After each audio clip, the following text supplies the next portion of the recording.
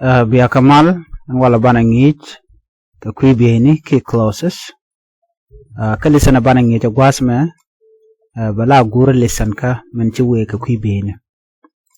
closes lura ne bini chal ka ke close bi kel chale close la mi cha bi close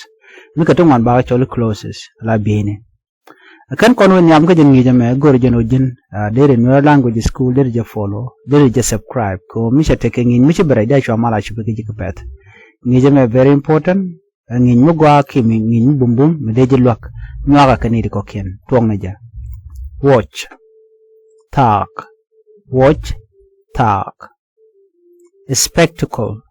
spectacle or glass nen malode to spectacle ki lode na mishale glass net one yos kana glass and nen spectacle ba and nen sunglasses malode gwasme nen wang kwa le chole nen wang de ka chole wodi nen wang ko ngan kan de ka chole nen wang ni nen wang kel de chole sunglass ka kuje mo ko sunglasses lo nen wang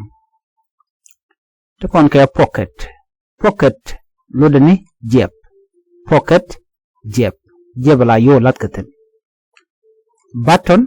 lo de ni durar ja la tokaten ya take a lot button lo ne durar dip malode tuska la rekaten take a batalon take a behind one zip tutka blouse or top michala jo lutka michala blouse ke top amla lat ka jo lutka jen point ya lot do la ko lat ne jo lutka chala blouse ke top to kon ke pants malode tike chala tike pant tike nime ko la tiege ne ko ke pants tiege ne de kon chole tiege ni ko ngwan ke mo ngana ba chole tiege ne ki tike ne adi nang no tiege ne ki tike ne chal ke pants under clothes bi mitre be ne ki bi mitre be under clothes bi mitre be jacket mi check jacket chere ke coat jacket akum mit na koji bromo ke jacket lalat ka gwaza dan enti pin te ka koch jacket lalat ka gwaza dan enti pin te kan ya chale jacket mi check chale jacket tir lalat ka jor worga coat jen pai kona ladan tama chere ka jacket no coat dini jen coat jen lon mi dit mi la jagan ka nyal ki der jigan ka koch mi ci koch ben dere lat de koch der jien der poni jaga jale chale coat overcoat e kun mi check mi la lat ka coat mi check ci kun mi bar chale overcoat coat mi check ki kun mi check raincoat binyal ki kun nyal raincoat e binyal hanger gwadum lune nga bine chala hanger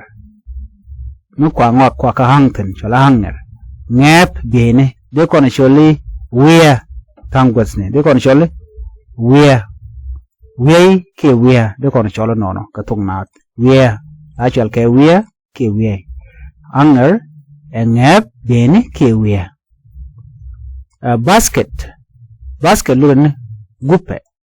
basket lune gupe mala ngwa galat katen midang chiwo kok kasu ke chiwe ka market yo mi kok chiwe kok belat ka basket chale gupe de kono chal ba shere ke dien mala ngwa galat katen chale basket to kon ke towel malode